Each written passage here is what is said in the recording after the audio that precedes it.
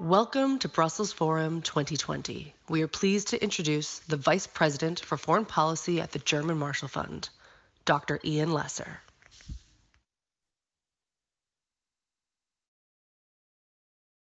Good morning and good afternoon from Brussels. Welcome back to this 15th edition of Brussels Forum in a virtual format.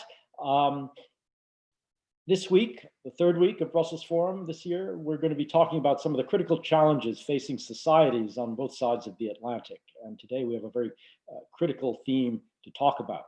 But at the outset, let me thank our partners in Brussels Forum, our founding partners, Daimler and the Belgian Ministry of Foreign Affairs, our forum partner, Deloitte, and all our associate supporting and knowledge partners. We're really very grateful to all of them. Today's conversation is on combating disinformation to secure democracy. And let me mention that we have two wonderful and very senior figures to help us in this conversation today. But before I let our moderator introduce them, let me also mention a couple of other things. We have two, not one, but two actually very active programs at GMF looking at these issues, the Alliance for Securing Democracy and GMF Digital. And actually you'll be able to find some information on both of these programs and their activities through brusselsforum.org. So please do follow what they're up to. We're very focused on these questions. We're very pleased to have with us today Michael Peel, who is European correspondent to the Financial Times, to moderate our conversation. And let me also mention that he's just published a book called The Fabulists, exactly on this theme that we're going to talk about today. So congratulations on the book. Michael, thank you for being with us, and over to you.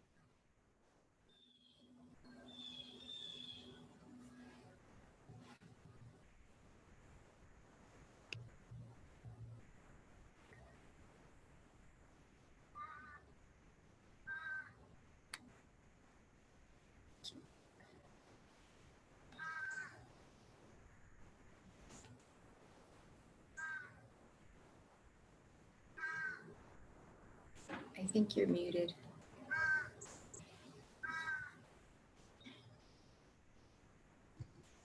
My apologies, I failed to unmute myself. Thank you very much, Ian, for the kind introduction. We have today with us for this Combating Disinformation session two very distinguished panelists. One is Vєра Jourová, who is the Vice President for Transparency and Values in the European Commission. It's Commissioner Jourová's second term as a European Commissioner, and before she was Minister for Regional Development in the Czech Republic, and disinformation is very much front and center of her current work. So welcome, Commissioner, and thank you for joining us. Thank you very much. Our second guest is US Congresswoman Chrissy Houlahan, who sits in the House of Representatives as the member for Pennsylvania's 6th District. And Congresswoman Houlahan studied engineering at Stanford and then joined the US Air Force and Air Force Reserves and later earned a Master of Science degree from MIT. She's been an entrepreneur, and she's also served in the Teach for America program as a chemistry teacher, and later set up a non-profit to help thousands of students across the US with literacy. So Congresswoman, thank you very much also for joining us. Thank you for having us. So without further ado, I'd like to address the subject at hand. Its style, the title of this session is Combating Disinformation to Secure Our Democracy.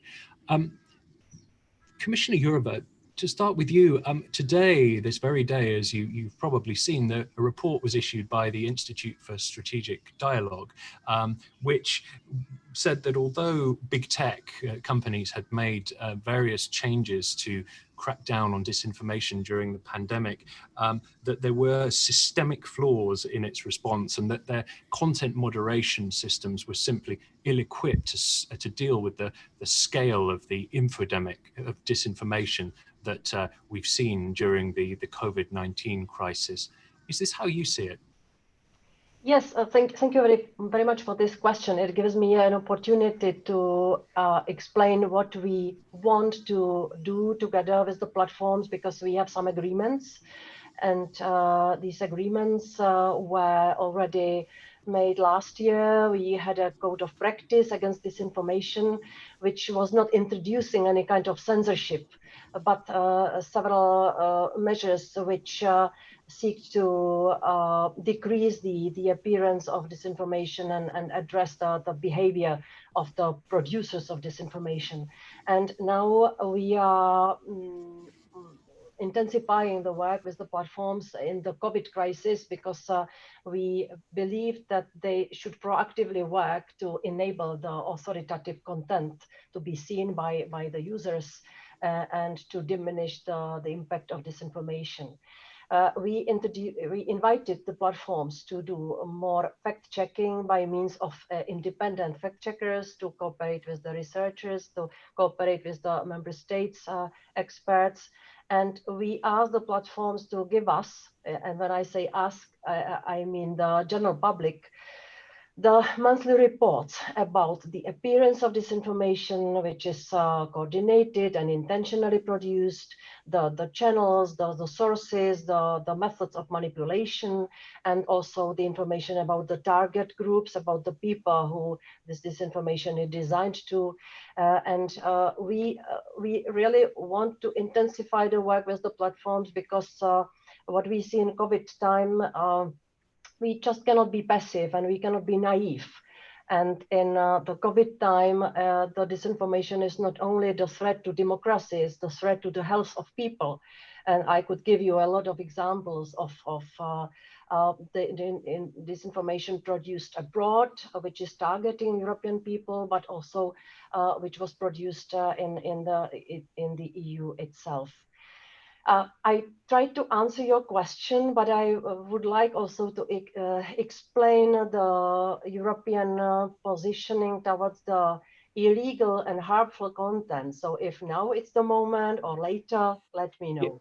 Yes, but perhaps we could come back to that, Commissioner, because that is a big subject. I'd just like to perhaps just bring Congresswoman Houlahan in here.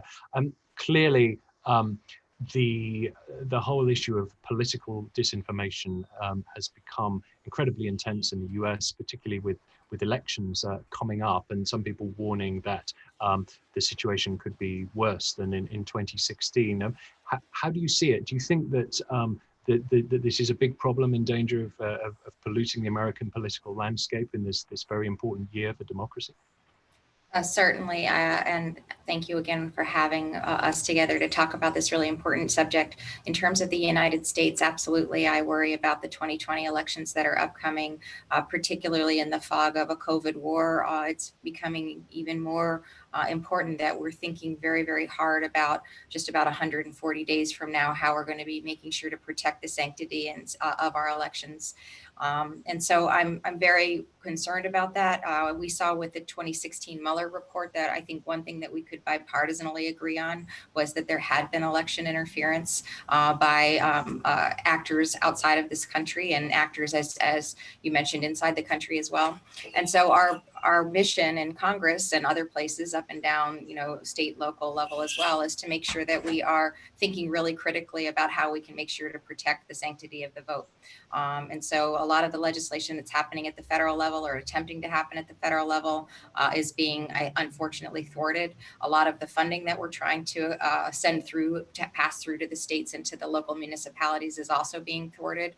And so we've got not only a problem with outside influences, but we've got a problem within our own government itself, where the Republicans and the Democrats can't agree on how important this issue is.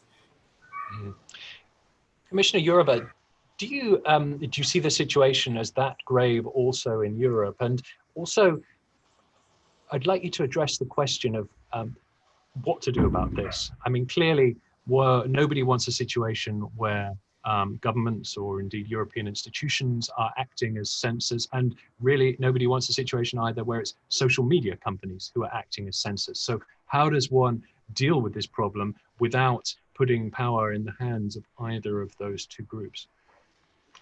Yes, indeed. When I heard Mark Zuckerberg in the Congress saying that he doesn't want to be the arbiter of the truth, I was relieved, because we don't want him to do that.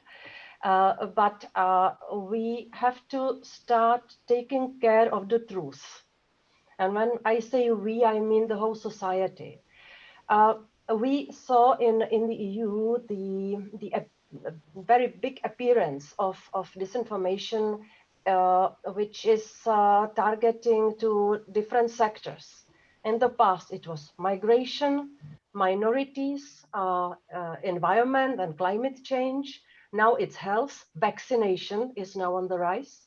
And speaking about the targets of disinformation, I have to also mention the pre-election period, which Madam Congresswoman said that it is of course for obvious reason the issue in US.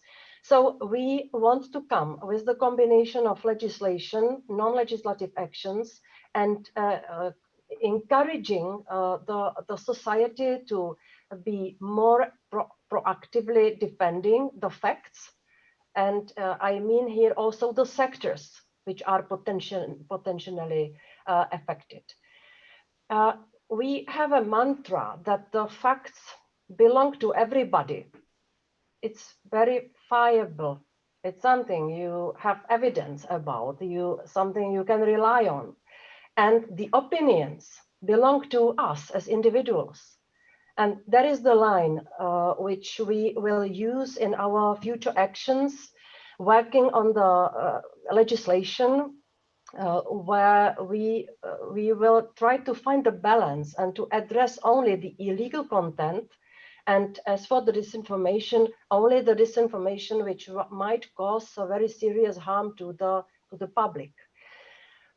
But again, in Europe, and that's the difference from the American situation, in the United States, when I had numerous discussions with representatives of the Congress and with my counterparts, be it Jeff Sessions or later the current Minister of Justice, I always heard that in the United States, the First Amendment of the Constitution invites for absolute freedom of speech. And suddenly I hear from United States that more and more important people and also NGOs I spoke to and many knowledgeable people speak about harmful content.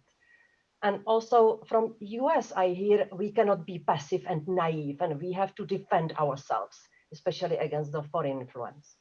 In Europe, the priority principle is the freedom of speech, but we have the criminal laws in all the member states which prohibit some kind of speech. And it's hate speech. So it's the speech which can potentially cause hate crime and violence in real life, child abuse materials, child pornography, terrorism and extremism. These are the kind of speeches which are prohibited, and the rest must be untouched. And here I have to say that in the EU we are now working on the legislation which would increase the transparency and accountability of the platforms, and which will ask them to be more proactively acting against illegal content online. Because what illegal offline has to be also illegal online, and it has to be treated as illegal content. For disinformation, much more difficult story, because we do not want to decrease criticism and simply the free speech which is protected by the Charter of Fundamental Rights and many other pieces of legislation. And we have to more create the space in the platforms where there will be more fact-checking, multiple choice for the users. If they want to read the disinformation, let them read it, but at the same time that they should have a chance to read the facts which will be delivered by those who understand the topic, which are the respected fact checkers, other than the fact checkers from the platforms directly. We do not want the platforms to moderate the discussion. We want the researchers to be employed and also the professional journalists. Last two comments. We cannot fight efficiently against disinformation without doing something so that the people do not believe the lies. So it's about education, it's about critical thinking, it's about media literacy, and we want to invest in it. And the last comment I forgot, but you are happy because I speak too long. Thank you. I'm sure it will come back to you. Congresswoman, do you agree with the kind of model that Commissioner Jourová has just outlined there, that essentially you stick to the content that's banned is illegal content that concerns terrorism, child abuse, things that are pretty uncontroversial, that should be banned, and that therefore that the answer to disinformation is fact-checking? Or does that work? I mean, there's some evidence, isn't there, that fact-checking is less effective than some people might hope. I agree with the way that the commissioner has outlined the problem and also outlined the challenges of the First Amendment here in the United States and also freedom of speech in Europe. We have a lot of tools in the toolbox to be able to combat the problem, and some of them, as the commissioner outlined, relate to making sure that people understand and are able to assess what the truth is, and that has a lot to do with education. We can't just completely take responsibility from a big brother standpoint in terms of sussing out for others what the truth is. We have to make sure that we're educating our populations and our electorate about how to read critically, how to think critically, and how to assess whether or not information is real or not.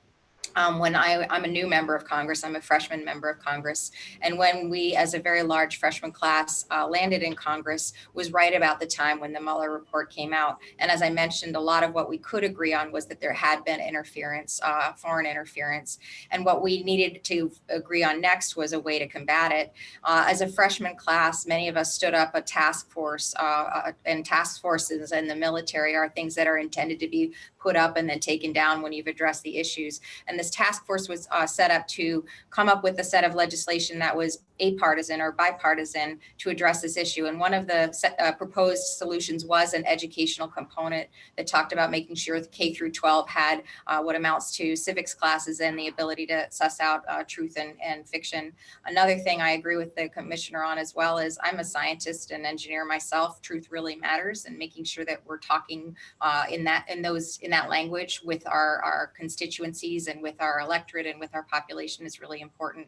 Another part of that task force century proposal, similar to what you were talking about, Commissioner, was making sure that that you were providing transparency on things like social media platforms, requiring that it may not be that you take it down necessarily, but that you at least provide where the money and resources were coming from to put that information up, so that people can have then the information that they need to assess whether or not this is information that they will believe in. The last thing that's a part of that legislation was, in fact, a bill that I proposed and that ended up in the package, which was trying to make sure that foreign influence wasn't funneled through the United States citizenry, so that it codified the fact that United States citizens could not basically take money from outside the United States shores and put it into projecting information, disinformation or otherwise, frankly. And that was part of that legislation as well. So I think we have a lot of different ways to combat this. But I think that both sides of the Atlantic agree that freedom of information and freedom of speech is very, very important. But we also have to make sure that we're being thoughtful about how we're protecting truth, because truth matters. We've talked, Congresswoman, quite a lot about political interference there. I'd just like to quote from an interview with the Russian opposition politician Alexei Navalny that a colleague of mine did a while back, in which Navalny argued that the Kremlin's success on disinformation was less in manipulating the West than creating the impression it was able to do so. And he said, direct quote, you can spend $500,000 on Facebook ads, and for several years, the whole establishment of a huge Western country will go nuts about interference, even though its real effect is risible. The investments are minimal, but they give you front pages and power. Do you think that various politicians in the United States are fixating too much on political interference, and that this has actually become an excuse for a failure to convince enough voters that they should vote for them? No, I don't. I think that this $500,000 scenario that you're talking about is asymmetrical warfare. You know, it's using very, very small amounts of money to confuse and create a chaotic environment. And our population isn't aware of that and needs to be aware of that. And so I don't think it's unfair or inappropriate for our political folks and as well our educators to be able to be pointing out that this is manipulative and this is false. A great example is you mentioned, you know, that, you know, kind of my background. Many of my classmates who are very well educated and very thoughtful people recently literally fell for that text message, you know, that was sent out that said that the United States president was going to shut down the country for 2 weeks of quarantining. Some really, really smart people that I have known for a very, very long time believed that message. And that creates all sorts of chaos. And so I sort of reject the premise that says that somehow we should kind of get on with it and just communicate, because the very fabric of the way that we communicate is being questioned all the time. So we need to think about how we make sure that we create more stability of information so that people can once again believe what they're seeing, what they're hearing. And even in some cases, we know that we're going to end up with deep fake videos as well. It's very, very worrisome. So we should be thinking about this. Commissioner, in terms of what the social media companies, big tech, should be doing about this, clearly they've become more aggressive during the pandemic in taking stuff down and in demoting material on algorithms. They also say that they've responded to some of the complaints about material being shared in private chat groups by, for example, limiting the number of times that things can be shared, or limiting the size of chat groups.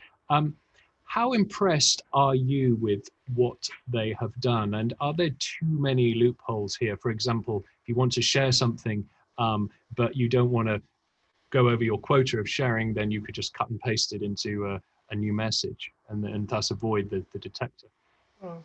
Yes, I have to say that I expressed already several times my satisfaction that the platforms are following what we have agreed on.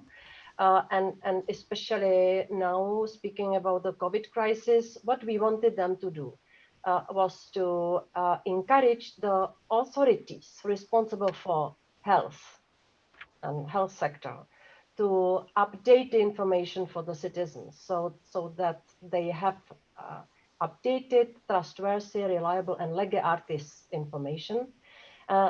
This is totally new situation. Corona came unexpectedly with such a strong impact on our society. And so the demand for the authorized truth was increased also from the side of the society. And we wanted to occupy the space with the information the people could believe, and they could follow with trust to the institutions, because one of the features of the current era is that the trust to official institutions is rather low in the EU, at least. So now what we wanted them to do is to provide the space to the reliable information guaranteed by the authorities, updated almost every day, and this is what we wanted them to do.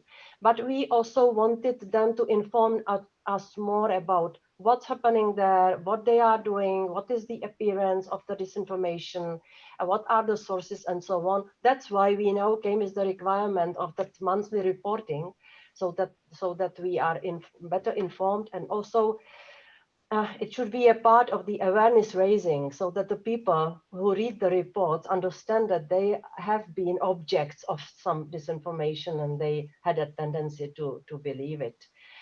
Especially when we work with Russian influence, and I have that natural instinct of somebody who lived in a communist country till my 25. And I was born in 1964. So when I was 4 years old, I saw the Soviet tanks in my street. Yeah, so I have this instinct that we should be very, very vigilant on what's coming from that site. And I lived half of my life in the Soviet Union satellite. So I very well remember the doctrine that the 100 times repeated lie is becoming the truth. And it is so easy now to use in the digital era to distract our society and to promote the methods of non-democratic regimes and so on.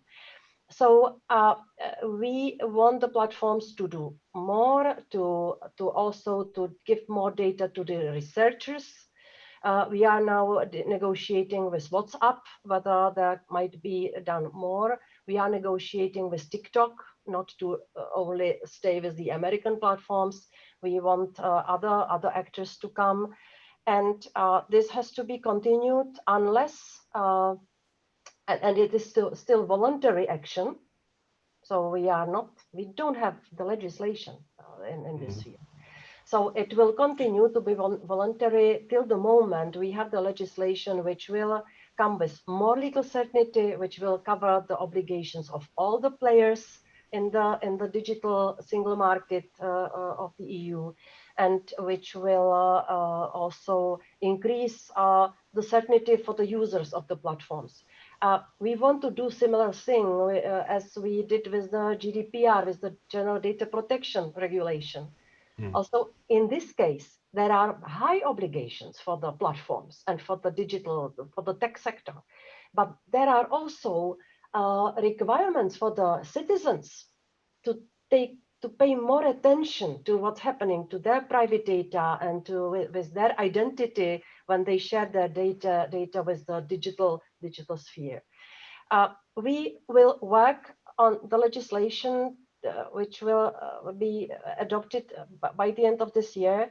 And here we will focus on the algorithms which are used as a successful business model to sell products to consumers. And we have big concern that the algorithms should not be used to sell politicians to citizens. And if you remember the Cambridge Analytica case, it was just a textbook example of abuse of private data and dirty marketing method to influence the elections. So this is what we don't want to have. So we will be looking into this issue, and also we will look into political advertising. We need more transparency. We need the people to be informed who is advertising and who is paying. So these are our plans now.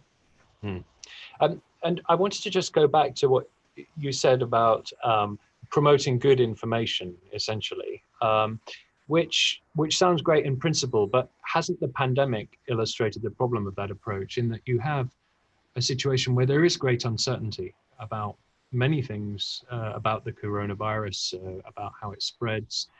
There are genuine disagreements between scientists about how to deal with it. Who gets to decide what is good information? I mean, yes, the World Health Organization is the global health body, but some of its actions and the information, the advisories it's put out have been challenged and plausibly challenged, not by conspiracy theorists. I mean, how do you begin to sift out what is, quote, good information in that kind of environment?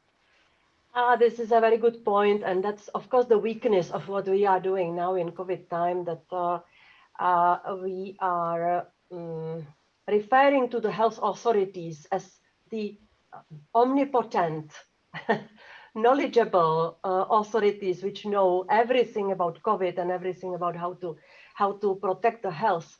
Of course, it's not the case. We thought that the situation was developing, and that's why I said that we wanted the authorities to update the information according to the latest knowledge. And you know, we had to make a choice, because one extreme is to leave it laissez-faire, let the disinformation occupy the space and let the disinformation does the harmful work. Then in between is silence. We also we wanted to have information. We needed to have information from authoritative sources. So it was our choice to go in that direction. On silence of authorities in the middle of the crisis and some disaster. Again, my recollection from my young years, I lived close to Ukraine when Chernobyl came. We didn't get any single information. And the West was informed through some own sources, but in the communist satellite, we didn't have any information. And so for me, this is a nightmare. So the choice is better to have the information which is today somehow authorized by the authorities and to be updated tomorrow and in the next week. So this was the choice, and we were aware of the weakness, but it's much broader issue that Corona was unknown and was developing so quickly. So, but it was a good point, yes. If I could add to that a little bit, Yeah. I think that we live in an age where information is king. It's always been king, but we also live in an age where the information cycles are very, very rapid, and that has good aspects to it, has bad aspects to it. But I agree with the commissioner that there's nothing good about suppressing information. And so we need to make sure that we are aware of the sources of that information. And that's why transparency is so important. But we are, living science right now. We're living the scientific method, which is, hypothesis and data and conclusions and redo, rinse and repeat. And the good part about that is that we're in this world where we're transferring information so rapidly, and the right kind of people are getting that information more rapidly. So we're able to evolve the hypotheses more rapidly, and we're able to hopefully find a cure more quickly because of the open and available aspects of information. And so I agree with the commissioner that, a complete lack of information is the worst, medicine. Sunshine is the best disinfectant, and we need to make sure we're providing information to everybody so that we can move as rapidly as possible out of our COVID situation right now. But I do believe, as I think any good scientist would be, that sources matter, and who and where the information comes from matters. And that's why we need to be transparent with this information. And the role of sunshine as a disinfectant has indeed been a point of controversy in this whole pandemic. I didn't, no pun intended. That was, you're right though. Congresswoman, I wanted to ask you about the sources of political disinformation. Obviously, in the United States and in Europe, indeed, in past years, the focus has been on Russia. But there seems to be emerging evidence from researchers and others that there are more and more political actors that are getting involved in this.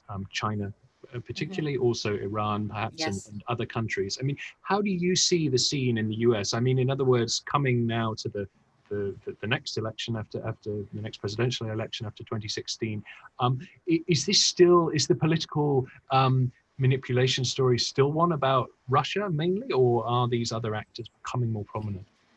So I think that the discourse in the U.S. hasn't necessarily evolved to recognizing that it's beyond Russia, that Russia is not alone in their foreign interference, that, as you mentioned, China is a participant now, Iran has been a participant, and that each one of those actors are learning from one another, and in some cases, not necessarily collaborating or conspiring with one another, but amplifying each other in what it is that they are doing to distract and create distrust in the country. I think it's very, very concerning what's going on, not just with Russian interference, but also with Chinese interference as well. I'm really, really fortunate that I get to serve in Congress on the Armed Services Committee, as well as on the Foreign Affairs Committee. And there are very few people in Congress that get to have that purview, that really broad purview across defense, as well as humanitarian and diplomatic efforts. And so I'm fortunate that I get to have the exposure to what's going on a diplomatic and otherwise effort on the Foreign Affairs Committee, and also on the Armed Services Committee, to see kind of what our response is militarily or otherwise. And what I can tell you is that it's clear over the last few years that the efforts on the part of other nation states against the United States to create chaos have become more popular, and they've become more amplified by one another and also by our own people themselves. Because in some cases, I think our own people do recognize what is not true, and they are retweeting or amplifying it or reposting it. In some cases, as you mentioned, I don't believe a lot of people are necessarily understanding where that source of the information is coming from and that it is indeed not true. So this is why legislation is important in some cases, both state and nationally. This is why funding for protection of the elections themselves is so important. Some of the legislation that we've not been successful in this time is just plain money, sending resources to the states and to the local governments so that they can make sure that they are providing information about when polls are open. That's been some sources of disinformation, providing information about how you vote and that you can vote. And so resources sometimes are just as simple as dollars as well, and information to tell people what their rights are. Commissioner, China has clearly moved up the agenda of the EU in terms of the role that the EU alleges it's played in disinformation. Indeed, you introduced a communication last week jointly between the Commission and the European External Action Service that made this point about that both Russia and China were involved. On the other hand, this has created diplomatic tension with China. There was the recent disinformation report that China complained about at least 3 times diplomatically, formally. And of course, the EU, in other respects, wants to make China a partner, whether it's on climate change or indeed the investment treaty, which is due to be signed by the end of the year and is being negotiated at the moment. Isn't there a contradiction here that is undermining EU efforts and credibility on China, that if you want good relations with China, ultimately the EU is not going to sacrifice them by taking too hard a line on disinformation? Yes, to have a good relationship with China, it doesn't mean that we should say that everything is right and fair. And we have a lot of evidence that there was an avalanche of different messages. China wanted to deflect the blame, and the propaganda campaigns were up and running about how good the response to the virus in China was and how their system is superior in comparison to the EU. It was very visible. I got really concerned when I saw a result of the poll in Italy, where 52% of people answered that they see China as their friend, and 45% said that Germany is the enemy. So, and it was not only due to the enhanced efforts of China to sell what they are doing, but our inability to sell what we are doing. So my stance is that we should step up the strategy communication from our side and not to blame only others. So this is I have to say this very clearly. But on your question, we are ahead of very important negotiations with China. We are now working within our strategy, which we adopted last year, where we clearly say we want to be partners in many concrete fields. You mentioned climate change and also in business. We are competitors in some other fields. We need to have guaranteed reciprocal treatment and comparable conditions for European businesses on Chinese territory as they have on our territory. So these are very concrete things we want to achieve and maintain. But also in that strategy is a very, very clear chapter about where we are rivals with China, and a different way of governance and different system, political system, and different approach to fundamental rights, and different approach to, for instance, the privacy protection, which is my big theme, and where I never had a common language with China. Well, these are the things which exist, and they also have to be debated when we have the differences and the conflicting matters. I think in diplomacy, you have to speak about it with your partner to clarify and maybe to come to some common, I don't know, way forward. But we cannot hide that there is something wrong. So I believe that we can have successful summit and successful negotiations with China, but we have also to be open about what's the situation now. How do you then dispel the idea that some people now seem to believe that China, the EU, is not as tough as it might be on China about disinformation because it wants to have these relations in other areas? Because we want to have good relations in other areas, we have to be assertive on this topic. When we have evidence that there were such attempts to influence the public opinion in the EU by disinformation and the information which was very unfriendly, well, we have to be assertive and we have to say it, we have to describe what's happening, and we have to use all diplomatic ways to have an agreement that it will be stopped because I don't see any other choice. And the era of the EU being calm and passive is obviously over in terms of disinformation, at least. Congresswoman, how does it look from the other side of the Atlantic? Do you and others see the EU as aligned on the question of an approach to political disinformation? I mean, clearly there are various transatlantic tensions in various areas of policy, and I know that there are differences obviously between the view of Republicans and Democrats on some of these things. But how do you see it? I mean, do you look across the Atlantic yourself and think, yes, the EU is roughly on the same page on disinformation, or do you have any worries that, as some people do, that the EU is perhaps not being as tough on disinformation as it should be, particularly when it's coming from China? Well, I think what you've heard from this conversation is that we have so much more alike than we have different in our relationship with all of the nations of the EU. I think has historically been always a pretty strong one. I share something in common with the commissioner that my father came from what was Poland, what is now Ukraine, as a very small child, came to this country. I served in the military during the Cold War and left the military right around the end of the Cold War when the wall came down. So I remember, just like you do, I'm a little bit, like a few years older, I'm sorry, younger than you, but just a few.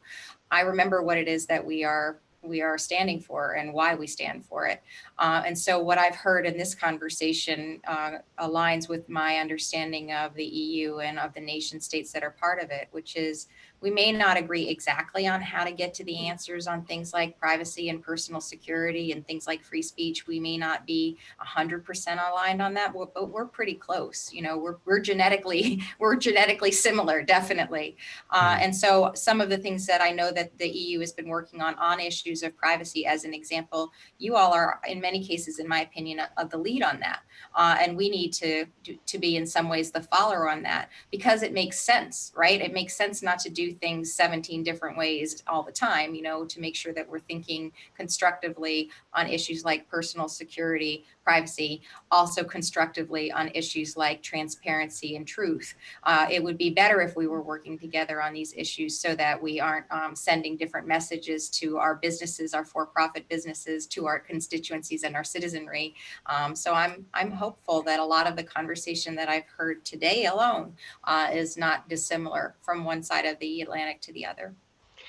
You've perhaps very neatly preempted a question from the audience, which just came in, to ask you about what do you think Congress should borrow from the EU and the EU's approach to taking on the platforms on disinformation. I mean, you spoke about privacy. Is there anything you'd like to add to that? Yeah, I mean, there really is a piece of legislation that is being put forward by Representative Suzanne Delbene from the West, from Washington State, which has very much its heritage and DNA in what has been put forward in Europe.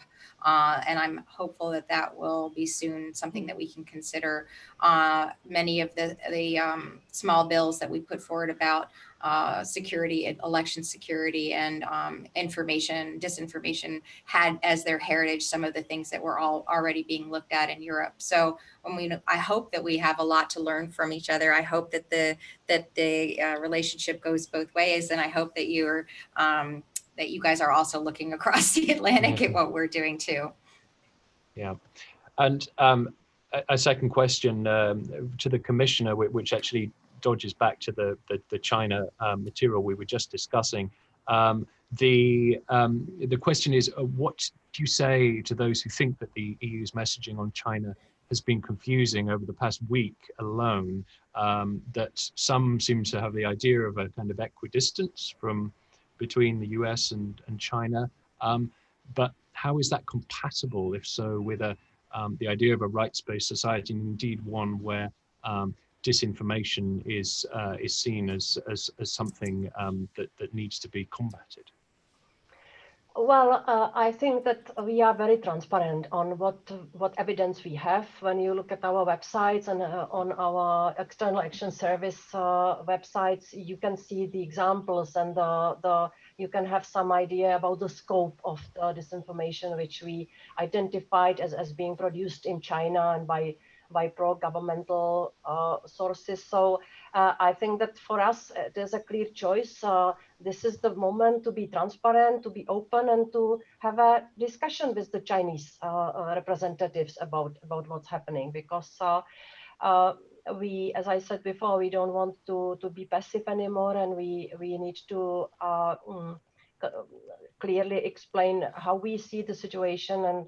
And believe me, without having the evidence, we would never have such a declaration or such a description of situation to the public. This is for the External Action Service, especially the task to monitor what is the disinformation coming from outside to Europe. But what we have done now, that we have identified and published the sources, I think that it shows that we consider disinformation as a really dangerous thing. That it's not only at this moment dangerous for the health of people and for some societal coexistence, or how to put it, but it's also by NATO ranked under the hybrid threats chapter. So this is something we must not underestimate, and we have to speak about it, and we have to defend ourselves. And as I said before, it's not only the plan to blame somebody else. We have to increase our efforts to improve our strategic communication and to occupy the space ourselves when we want to deliver some messages to our citizens. That's another thing I'd like to kind of piggyback on I think the EU has been also a role model in not walking away from the world stage and not abdicating responsibility to be a participant. So it's something that I can learn and take as a lesson from what you guys have done in this particular situation. As an example would be with the World Health Organization. I don't think it's a good strategy for us to walk away, the US to walk away. I don't think that fixes anything. In fact, as a military member myself and a child of two and grandchild of military members, I was always trained and taught that you walk in, you accept a challenge rather than walk away, even if you don't necessarily agree with what's happening within your chain of command. Your best way of fixing that is to be part of the chain of command, and rather than be not part of it. So I think that you guys have set a good example by continuing to participate with WHO as an example, even though there's clearly some things that need addressing within the organization. Okay, I have another question, which I am going to try to patch in the questioner on, NKB Informativ. Let me see if this will work. No, maybe not. I might just have to ask you directly myself. The question is this: why is it that public services and governments find it so difficult to get their communications and messages believed? In other words, why is there this calamitous fall, perhaps, in the trust that many people have in institutions? Why is it that there is this level of mistrust, and what can governments do to reclaim this? Do you think the pandemic has helped with this, in that this has been literally a life and death situation, and therefore that people are perhaps showing that on some level they haven't completely, or at least some people haven't completely lost trust, perhaps as much as we thought? Is it for me? Both of you, either of you? I will just quickly answer. Well, the corona and COVID-19 has a that feature that all the bad negative things which we saw before are now amplified. And speaking about the mistrust and distrust of the people to the institutions, well, now it is the stress test and the possibility for the public authorities to either do it and manage it, or to fail. And of course, we do everything to manage the crisis, not only as a health crisis, but also as economic crisis. So you saw the proposal of the European budget, which is very generous, which really wants to invest a lot of money in our recovery, so that the people can see soon that the money helps, and the solidarity and cooperation in the EU helps. And this is stress test. I don't remember such a period when there was such a short time to show the people it works what we are doing. Yeah.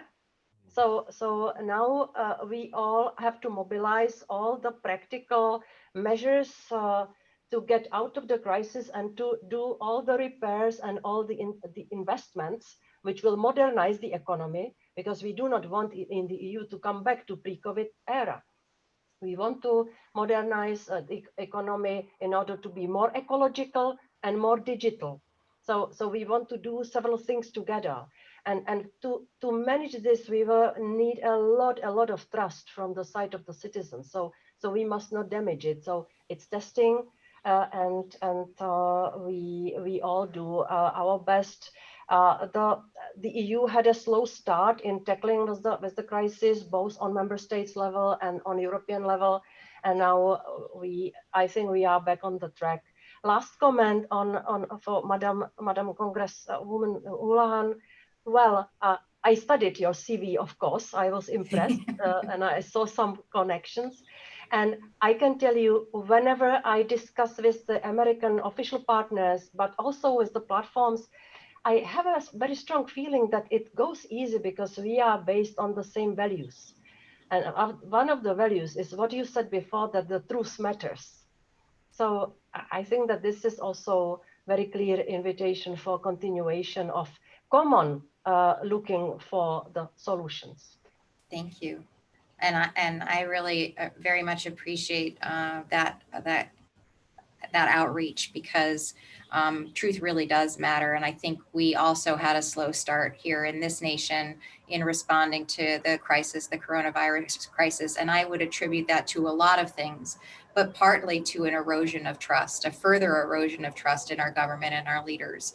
And when you are constantly trying to figure out what is truth, and you're constantly, frankly, being lied to by your own representatives or leaders in your government, then when it really, really matters, it's really hard to be able to suss out what to follow, what to listen to, how to be led.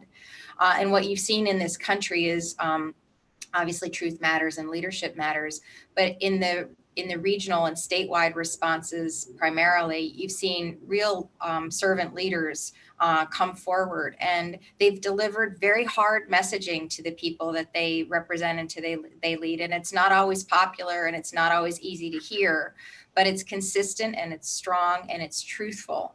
And I think that those kinds of leaders in our local, state, and in some cases national government have really been necessary right now in restoring the faith of the citizenry to their representative government.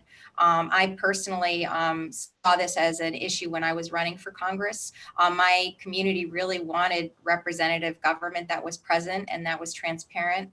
And so we have town halls, which unfortunately in my part of our state wasn't really a regular thing, but particularly during this COVID crisis, by having virtual town halls, online town halls, thousands and thousands of the people of my community joined, and they listened to experts. They didn't listen to me because I'm not an expert, but I was helpful in being able to bring forward immunologists and virologists and people who were thinking about the education impact and the impact on our older communities as just examples, to be able to have people ask questions of the people who are actually knowledgeable in these areas. And so it's really important that, I'm sure that Europe is experiencing this same problem, that we restore the faith of the people in their elected government by providing them with the truth, even though sometimes it's not easy to handle.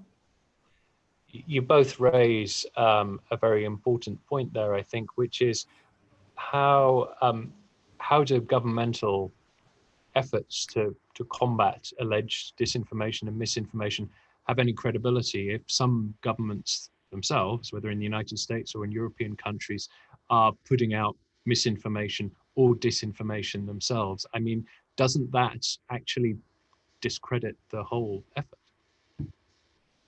You cannot fight disinformation while lying. It's absolutely clear. So, it is in the past, when a politician was lying and he was caught lying, he was discredited. And now many of them are using the digital tools to spread the misinformation very easily, very quickly. That's why I find it fair that we create the mechanism of fact checking, that we all have to count with the possibility that we will be fact checked. And when I speak about facts, I don't speak about contradicting the opinions. It might be also and should be also the case. So that's why we want to create the ecosystem in digital sphere, which really enables the multiple choice and for the users to read, and multiple chance for the people who want to discuss. And I think that digital can still be very well-functioning and useful democratic tool, should be. But we have to push it a little bit. A commissioner raises the question of Hungary and the kind of theories that the government has spread there, which it's been criticized for by activists and others. But the Hungarian government's answer would be, well, you know, we hold elections and we win. And so at that point, what can and should an organization like the European Commission do? The same response to counter the disinformation and misinformation with facts. And this is what we have already done once, when in Hungary there was a public consultation before the European Parliament elections, and we responded with the facts, and we of course hope that the Hungarian people will be willing to also read something else than the official doctrine. Yeah, so this is permanent work for us. Do you think there's a problem, Congresswoman, with the way the conversation centers on, and we've heard these terms today, on questions of facts and truth? Clearly the number of cases where you can say something is verifiably false are perhaps certainly not all, and perhaps not the majority of what we're talking about here, and that it very quickly goes into a gray area of narrative, of contested stories, which and some of what's classed as misinformation or disinformation might be extremely provocative and somewhat implausible, but it would be a stretch to say that it's verifiably objectively false. I mean, how does one approach that without suppressing legitimate debate from sources, even if they are bad faith or taking very provocative positions without much evidence? You don't, I mean, you can't just censor that, can you? I agree with the question. There's an expression, I don't know if it carries over to your area, but it's one man's trash is another man's treasure. And it's somewhat like that with truth and facts. Not everything is very clearly black or white. In fact, very little is very clearly black and white. And understanding the gray and being able to appreciate the gray, being able to find both sides of a conversation is the challenge of a community, the individuals within the community to be responsible as well. We can only go so far in trying to provide transparency and to try to provide, where things are coming from. But it really is ultimately the challenge of the individual to decide how to move through the world and to be provided with the thought processes to be able to find that information on both sides and be thoughtful and critical thinkers. And I think that's why the education system is so important. And I think that's why being civically engaged and educated is really, really important. Something that I spend a lot of time in Congress, other than this particular issue, is national service. Our nation is partially broken because we don't see each other very frequently anymore in anywhere other than cyberspace. And in cyberspace, we get to choose, what channel we're on, literally in some cases. I think it's really important to unify the nation. And I'm sure there's some analogy or an analogous way of thinking about it over there, by requiring or asking people to think more thoughtfully and colliding more regularly with one another. And national service is one way to do that, whether it's through the military, which is what I did, or as you mentioned, Teach for America, which is another national service program. Those are ways that people are being asked to work with one another who they wouldn't normally work with. So they're then getting information sources and streams that they wouldn't normally be getting. Part of the national service push also includes a civics component to it and an education aspect to it as well. And I think that we can't just ask our government to be, more responsible, and we certainly should ask our leaders to be more responsible, but they're not the only answer. It's our citizens that need to also be more responsible to finding the truth. Or the grayness as well. So it's a really fair question.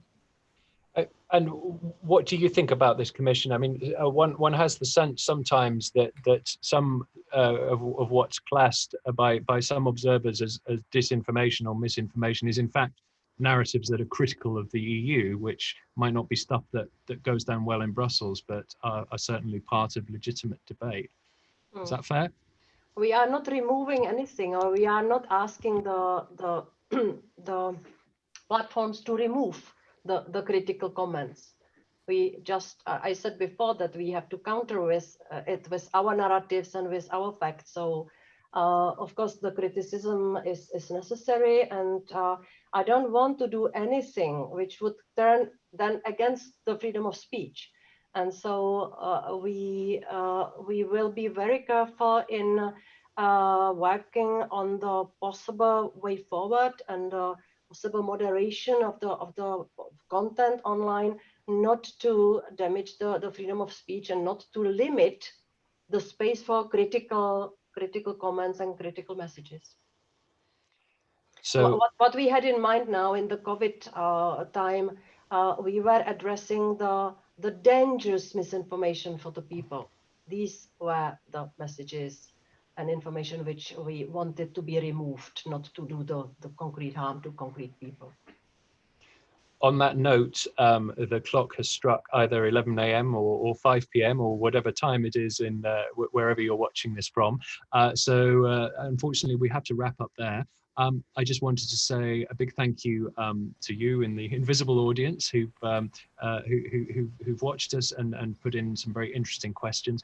And I'd like to thank very much our panelists today, Commissioner Jourová and Congresswoman Houlahan. Thank you very much for joining us. And no doubt we will reconvene for a debate which is not going to disappear anytime soon. Thank you very much. Thank you. It was a pleasure being with you. Pleasure. Thank you. Thank you. Bye. Bye.